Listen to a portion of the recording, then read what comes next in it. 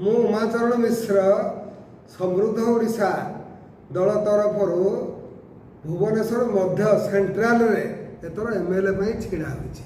ମୋର ଚିହ୍ନ ହେଲା ବ୍ୟାଟେରୀ ଟର୍ଚ୍ଚ ଲାଇଟ୍।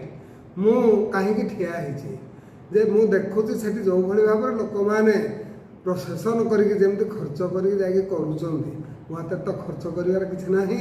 ମୁଁ ତ ଆଦୌ କରିପାରିବି ନାହିଁ, ମୁଁ କରିପାରିବି ନାହିଁ ବା ମିଳିଲେ ବି କରିବି ନାହିଁ। ତେବେ ମୋର କଥା ହେଲା, ମୁଁ ଆପଣମାନଙ୍କୁ ଅନୁରୋଧ କରିବି, ମଧ୍ୟ ଭୁବନେଶ୍ୱରରେ ମୁଁ ହିସାବ କଲେ ବହୁତ ଶିକ୍ଷିତ ଲୋକ ଅଛନ୍ତି, ସେମାନଙ୍କ ସଂଖ୍ୟା 60%। ମୁଁ ଆଶା କଲି ଯେ ଏଠିକା ଲୋକମାନେ ଏଇ 60% ଲୋକ ଏଠି ଲାଞ୍ଚଖୋର ନିଅନ୍ତି, ମାନେ ଖାଆନ୍ତି ନାହିଁ। 40% ଭିତରୁ 30% ଖାଆନ୍ତି। ଏଠି ଯେତେବେଳେ ବେଶୀ ଲୋକ ଲାଞ୍ଚ ଖାଉନାହାନ୍ତି, ସେମାନେ ଅନ୍ତତଃ ପକ୍ଷେ ଯାଇକରି ମୋତେ ତାଙ୍କର ଭୋଟ ଖଣ୍ଡିକ ଉମାଚରଣ ମିଶ୍ର ଟର୍ଚ୍ଚ ଲାଇଟ୍ ଚିହ୍ନରେ ଦେବା ପାଇଁ ଅନୁରୋଧ କରୁଛେ। ଧନ୍ୟବାଦ, ନମସ୍କାର।